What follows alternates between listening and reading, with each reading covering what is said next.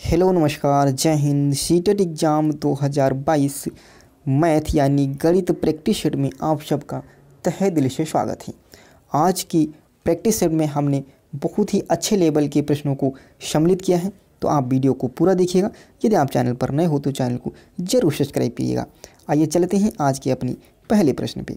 आज का पहला प्रश्न है, किसी बक्से की आंतरिक लंबाई, चौड़ाई तथा ऊंचाई क्रमशः 10 सेंटीमीटर, 8 सेंटीमीटर और 6 सेंटीमीटर है। 6240 सेंटीमीटर घनों को पैक करने में कितने बक्सों की आवश्यकता होगी?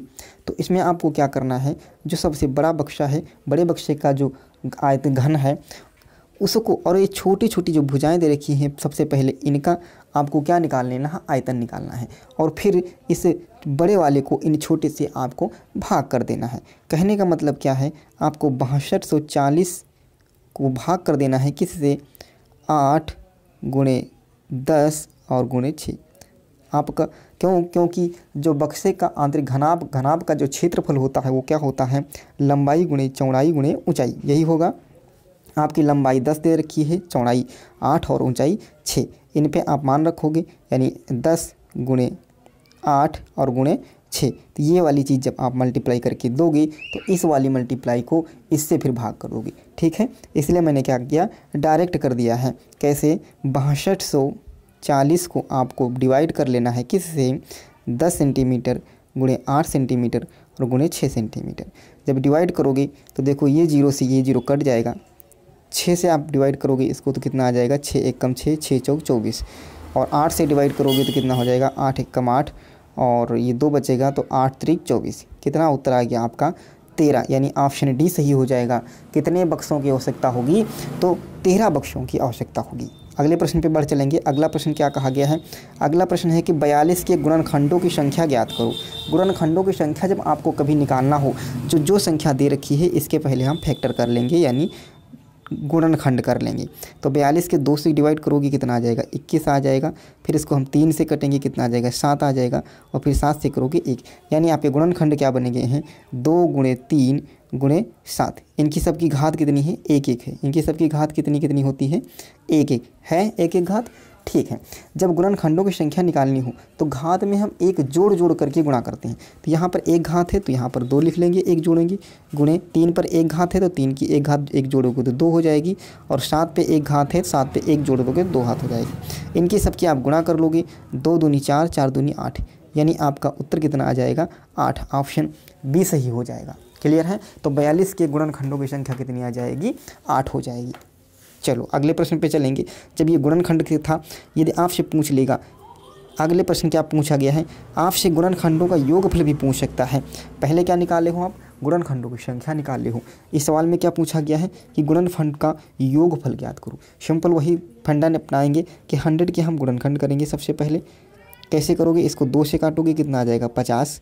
फिर 2 से काटोगे कितना आ जाएगा, 25। और फिर 5 से डिवाइड करोगे कितना आ जाएगा, 5। और फिर 5 से करोगे कितना आ जाएगा, 1। यानी आपके गुणनखंड जो बने हैं, यानी 2 की पावर 2 और गुणे 5 की पावर 2, यही बना है। 2 की पावर 2 गुणे 5 की पावर 2। यदि यहाँ पर पूछा जाता है गुणनखंडों का गुणनखंड ज्ञात करो, योगफल ना पूछता, कहता गुणनखंड ज्ञात करो, तब आप क्या करते, तब आपको बताया है कि जितनी भी घात होगी, जितनी भी घात है, घात यहाँ पर 2 है, सब में 1 बढ़ा देंगे, यानी 3 और गुणे 3 कर देते, तो आपका उत्तर कितना आ जाता है, 9। आपका उत्तर कितना आ जाता है, 9। लेकिन यहाँ पर पूछा क्या गया है आपसे, यहाँ पर योगफल पूछा गया है। योगफल जब पूछेंगे तो क्या करेंगे, तो हम स्टार्ट देखो यहाँ पर पावर कितनी है, 2।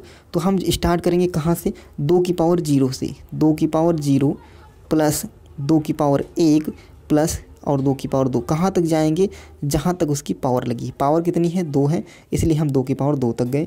दूसरे ब्रैकेट में 5 को लेंगे, 5 को भी हम कहाँ, 0 से स्टार्ट करेंगे। 5 की पावर 0 प्लस 5 की पावर 1 और प्लस 5 की पावर 2। 2 तक क्यों गए, क्योंकि पावर कितनी है, मैक्सिमम 2। जितनी पावर होगी वहाँ तक हम लेकर चलेंगे। जब किसी की घात 0 होता है उसका मान कितना होता है, 1। यानी 2 की पावर 0 है तो इसका मान 1 हो जाएगा। प्लस 2 की पावर 1 है, 2 की घात 1 है तो कितना हो जाएगा, 2 एक कम 2 हो जाएगा। और प्लस 2 की घात 2 है तो कितना हो जाएगा, 4 हो जाएगा। यहाँ तक ठीक है भैया। फिर 5 की पावर 0 है तो 1 हो जाएगा, 5 की पावर 1 है तो 5 हो जाएगा, और 5 की पावर 2 है तो 25 हो जाएगा। इनको हम जोड़ लेंगे, यहाँ जोड़ोगे 4 2 6 और 1 7, 4 2 6 और 1 7, यहाँ पर आपका उत्तर कितना आ जाएगा, यहाँ देख लेते हैं कितना हो गया 7, यहाँ 7 हुआ। इनको जोड़ोगे तो 25 और 5 30 और 31, कितना हो गया 31। अब 31 को 7 से मल्टीप्लाई करोगे तो कितना हो जाएगा 7 एकम 7, 7 एकम 7 और 7 त्रिक 21, 7 एकम 7 और 7 त्रिक 21, यानी कितना आ गया 217। यानी ऑप्शन आपका कौन सा सही हो गया, सी ए ऑप्शन आपका सही हो गया 217। 100 के सभी गुणनखंडों का योग कितना हो गया 217। क्लियर है। सबसे पहले क्या किए, इनका हम गुणनखंड निकाल लिए, गुणनखंड बना लिए। उसके बाद में हम कहाँ से स्टार्ट करते हैं, तो 0 से स्टार्ट करते हैं। 2 की पावर 2 तक गया था तो 2 की पावर 0, फिर 1 और फिर 2, फिर इनका हम योग कर लिए।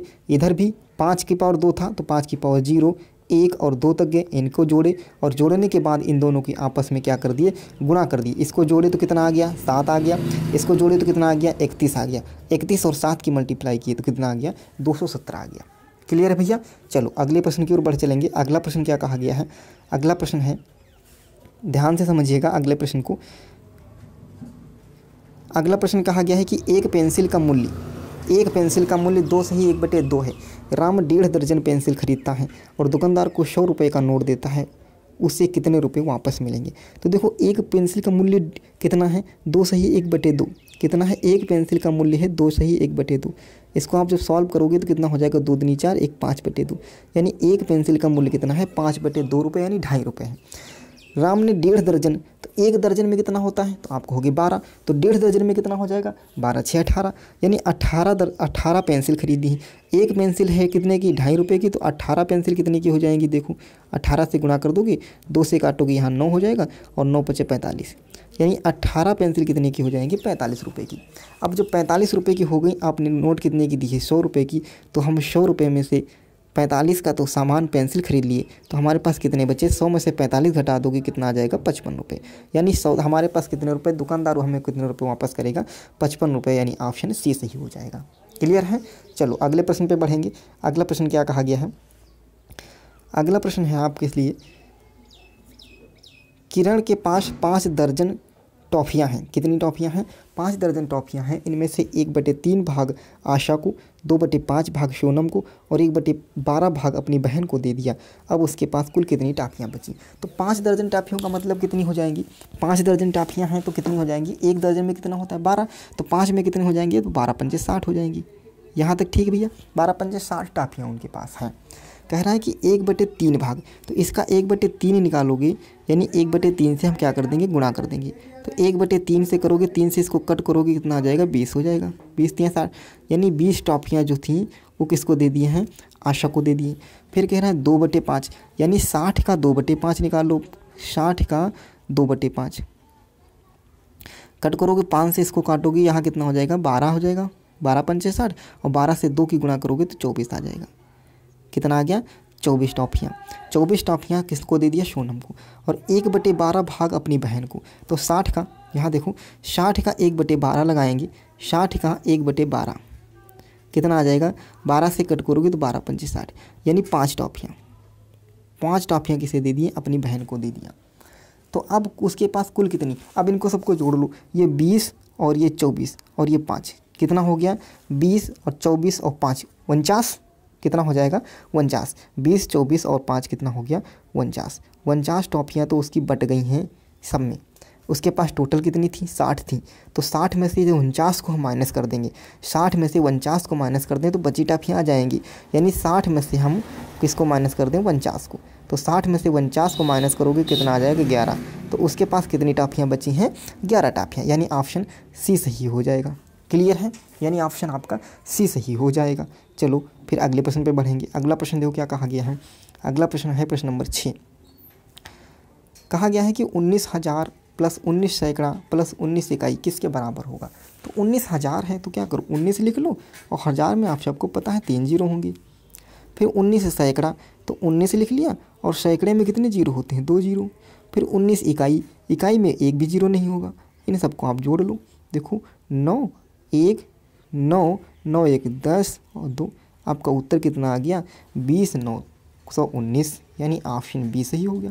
बस इसमें इतना ही करना था, कौन सा 20,919 आपका उत्तर हो गया। क्लियर है। चलो अगले प्रश्न की ओर बढ़ेंगे। अगला प्रश्न देखो क्या कहा गया है,